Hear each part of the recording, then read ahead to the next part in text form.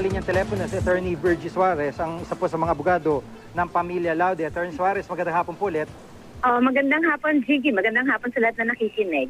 Apo, doon po sa kanina po ay lumabas na nga po yung statement ng AFP na maaari nilang, o irereklamo nila to si Mark Sasalbec doon po sa ginawa niyang pag-akit sa bakod. Yung po bang kapatid ni Jennifer na si Marilu ay meron po bang impormasyon mula sa AFP na pinatid sa inyo, pinaabot sa inyo na maaaring makasama siya sa kaso? Walang ganun pinapaabot ang AFP, no? In fact, nakahapon sa pag-uusap namin kay General Arthur Ang, wala kaming ganung pinag-usapan. Although, gumawa sila ng incident report para lang kay Mark Sasalbec. Pero kay Marilu, walang ganoon. Alam mo, Jiggy, gusto ko lang maiparating, no?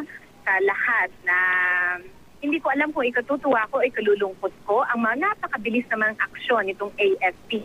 Sana ganun din kabilis ang aksyon nila sa pagre-resolba dito sa pagkamatay ni Jennifer. Apo, meron pong motion yung inyong team para makuna ng DNA.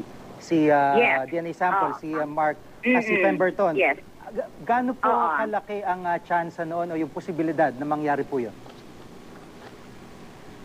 Alam mo, Gigi, at this point in time, I can only really rely on the power of the prosecutor to do so.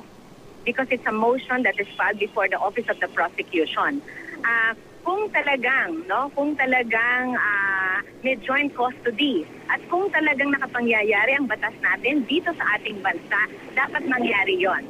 Alam mo, things become difficult, things become different simply because the perpetrator is a U.S. soldier.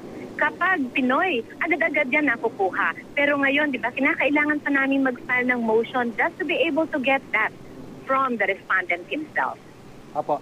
At gaano ka-importante po itong mga samples, DNA samples sa pinag-usapan? Alam mo, napaka-importante nito because several specimens na ang nakuha, no, sa crime incident, no, doon sa may kung saan nangyari yung pagkamatay ni Jennifer. Lahat ng yun, kanino ikukumpara? Diba? May ikukumpara lang nga at napapatunayan na kay Pemberton yon kung makakakuha ng sample sa kanya. Kasi lahat ng nakuha na yon merong DNA test. Kailangan maikumpara yon sa talagang kay Pemberton eh. And the only way para maikumpara, makakuha ng fingerprints para makumpara doon sa may fingerprints na nakuha doon sa may diba, sa crime area.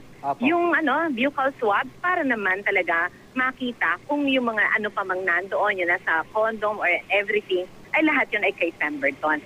Really very very important. Otherwise, anong saysay ng mga specimens na yon if they cannot refer it, identify it to Pemberton? Apo. Yung pong ganitong klase mga motion, mga gaano katagal po ito usually nare-resolve? Ay, lang yun. Dapat matter of days. In fact, sinet namin yan for hearing come November 5. Pero even before November 5, that should be, the prosecutor can actually resolve it. Kasi mabilisan to no? Usually 3 hearings lang naman sa preliminary investigation. Dapat maging mabilis na ito na ma-resolve ng prosecutor. Of course, they can, the other party, can always do something. Haharapin na lang namin yung kung ano pa man. But then, kung usapin lang ng pagre-resolve ng prosecutor, the prosecutor can actually resolve it. Opo. Kanina po ay nagbigay ng payag si Ambassador Goldberg at nangako naman siya ng full cooperation sa panig ng US government o US Embassy para po, ito nga po, sa paghanap ng katarungan para kay Jeffrey Laude. So ano po ang naging reaksyon ng kampo niyo dito? Alam mo, napanood ko yun sa show nyo, Jiggy, no, sa Channel 7. Ang sabi niya, he was asked directly, so would that mean ipepresent niya si Pemberton? And he said, I cannot say that, I cannot answer that. What I can only say is that we will comply with the VSA. Ganun lang. Sabihin, that's ikot na sagot yon. Ibig sabihin, wala sila.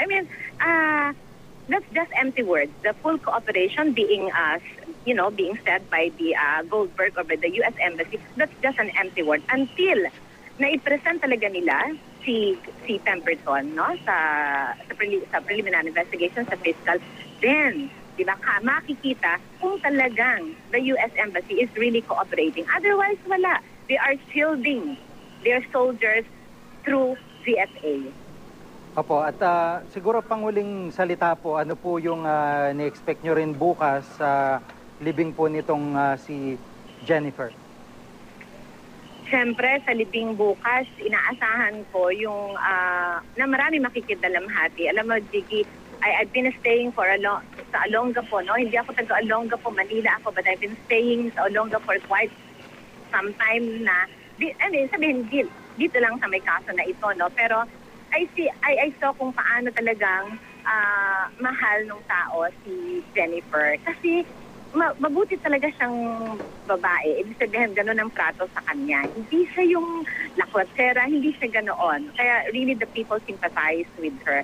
I can expect na napakarami from women group, from LGBT group, from human rights group, people no supporting Jen by sa pamamagitan ng pagsama nila sa libing bukas. Apo, maraming salamat po sa pagkakataon si Attorney Virgie Suarez, isa po sa mga abogado ng Pamilya Lauda. Salamat po.